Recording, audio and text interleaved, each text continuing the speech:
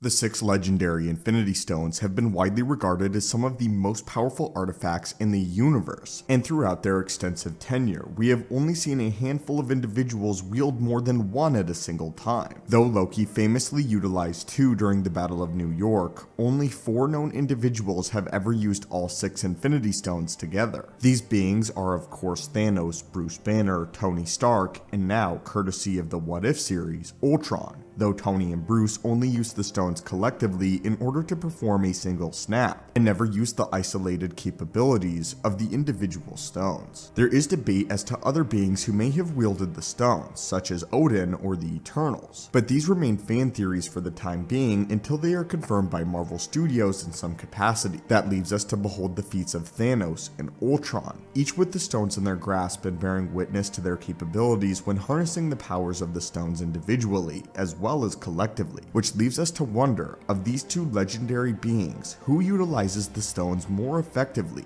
and who seems to be the most formidable wielder of the stones. So stick with us, watchers of the Marvel Multiverse, and let's discuss which of these 2 entities uses the stones more efficiently and who the more talented user is. Like our other discussion videos, we will leave the ultimate decision up to you as the viewer, but in the meantime, let's take a deep dive into some of their most apparent strengths and weaknesses. Let's start with Thanos, the visionary crusader who took the fate of the universe into his own hands under the guise of protection and mercy. We follow Thanos on his quest to obtain the 6 Infinity Stones across the course of Infinity War, and it is in this film that many of the stones seem to show new uses not previously seen before. We know that he was able to defeat a newly awakened Thor with only the Power Stone, though it's important to remember that Thor likely wasn't able to use his lightning powers under his current circumstances. Even if he was capable of summoning lightning in the vast reaches of space, it would have likely ravaged the Statesmen and doomed the remaining Asgardians on board. He uses the Space Stone as a sort of telekinesis, able to bend the space around any given object however he chooses, which is a debut power despite the Tesseract having appeared in over half a dozen Marvel projects leading up to Infinity War, much like he uses the Reality Stone to a degree far beyond what we were led to believe it was capable of throughout the course of its lone appearance in Thor: The Dark World. Thanos throughout the course of Infinity War seems to be incredibly knowledgeable and adept at using the specific, intricate abilities of each stones to its optimum respective efficiency, despite not having come into direct contact with any of the predominant stones that he used beforehand.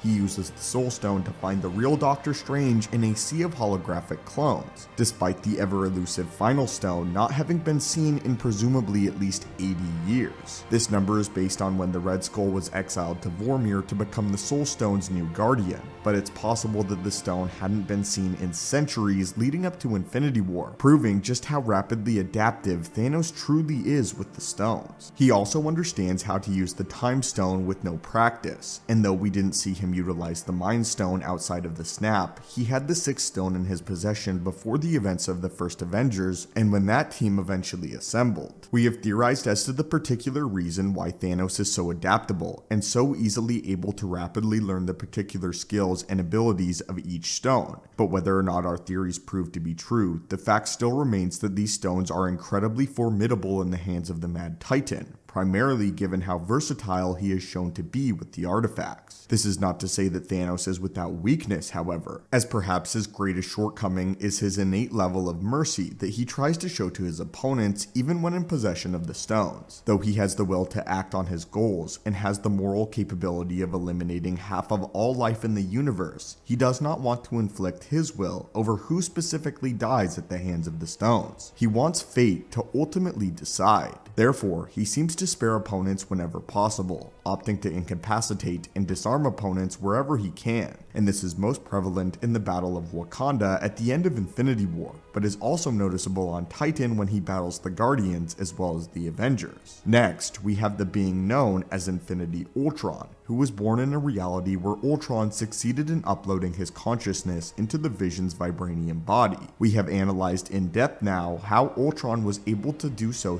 easily, and even able to kill Thanos in this reality, and we believe that one of the primary driving factors is how caught off guard Thanos was in a moment of weakness that Ultron ultimately would seize. And while there are more factors serving into this, we believe that this episode did not adequately do the Mad Titan justice in his capabilities capabilities. We are not entirely sure if Ultron has the same level of versatility and adaptability as Thanos, seeing as the Infinity Stones are allegedly limited to their own reality, of which we see very little of in What If. Ultron instead seems to use the stones as immense power sources for his own mechanisms, but where Thanos has the merciful desire to spare life, Ultron has no qualms about killing indiscriminately without hesitation or remorse. It's also exceptionally important to note that the head writer of What If went on to explain how exactly Vision or Ultron killed Thanos so easily in his reality, explaining that this version of Thanos is in fact slightly weaker and less intelligent than the mainline MCU, not to mention far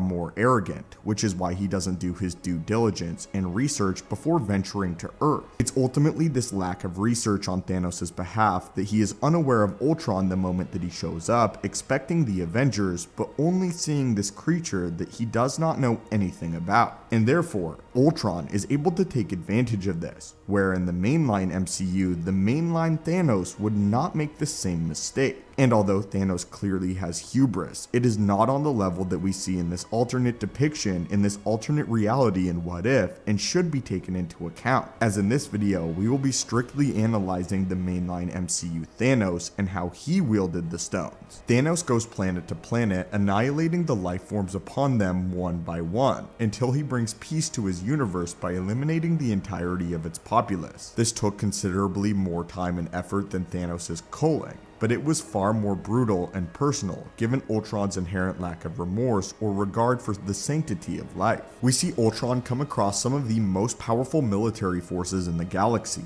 including the Nova Corps with the assistance of Captain Marvel, the Realm of Asgard, and the gladiatorial warriors on Sakaar, among several others, not to mention destroying the Avengers of his reality without the might of the stones by his side. Where he falls short, however, is in his proximity to his home universe and the capabilities of his set of stones. The exact ruling as to whether or not the Infinity Stones can be used outside of their home reality is currently up for debate. In the comics, they are unable to, and it is likely that the MCU is following this precedent, though nowhere in the MCU is it explicitly stated that the stones don't work in other dimensions. The closest we come is finding out that the stones are null in the TVA, but this seems to be a specific quality of the TVA's headquarters, and is not an inherent flaw of the stones. What If head writer A.C. Bradley seems to agree that the stones don't work outside of their home reality, and has gone on record to state that Ultron can use the stones across different timelines only by powering himself and harnessing the energy of the stones through the mechanical channels that he already has access to. He is able to, in essence, power his own weapons, tools, and chassis and channel them into concentrated beams without necessarily being able to tap into the individuality that each stone holds, because Ultron and his body are of course from the same universe where his stones originate. Though there are several inconsistencies with the baseline logic of the What If series, especially when it comes to the Infinity Stones and how they work across universes, this is the official explanation by the lead writer, and seems to hold the most amount of weight despite having its own set of plot inconsistencies. Though these setbacks by Ultron seem to inhibit the full power of the stones, this did not stop Ultron from going toe-to-toe with the Watcher, breaking through the barriers of dozens of realities throughout the course of just one battle, and coming close to defeating the Guardians of the Multiverse. It's also important to note that Ultron had far more time to learn the individual capabilities of each stone, because despite how attuned Thanos seemed to be with the stones and how adept he showed himself to be, the events of Infinity War all took place over the course of a day or so, and throughout that day he was continually collecting more and more of the stones. Ultron, on the other hand, got his hands on 5 stones at once, and used the combined might of all 6 of the stones to ravage the entirety of his home universe, though we are not given any particular time frame or estimation for how long this took. He had to take the time to traverse individual planets, wage war on each one, and then conquer them all one by one. He did this until life in his universe ceased to exist, meaning that he conquered the entirety of the known universe, which would reasonably take far longer than the events of Infinity War. Where Thanos is again limited defensively by his Titan physiology, Ultron is composed of one of the most durable substances in the known universe. Though Thanos' physiology is impressive and formidable, able to withstand the might of Doctor Strange and Iron Man on Titan with little damage, it still pales in comparison to the feats of durability showcased encased by vibranium. In Endgame, Thanos is battered and bruised by Mjolnir in the hands of Captain America, but Cap's iconic vibranium shield was able to withstand direct blows from Mjolnir on multiple occasions without any evidence of even being scratched. While each of these individuals are formidable in their own right, and can each be called masters of the Infinity Stones, we will leave it up to you to decide who utilized the stones more effectively, and who truly is the greater threat. But anyway, my friends, what do you think of this? Who do you think is the stronger wielder of the Infinity Stones, and why? And if Thanos with all 6 of the assembled stones, and Ultron with all 6 of the assembled stones came to blows, who would ultimately come out on top? As always, my friends, thank you guys so much for watching the channel. Hit that subscribe button to assemble and join our team, and have a great day.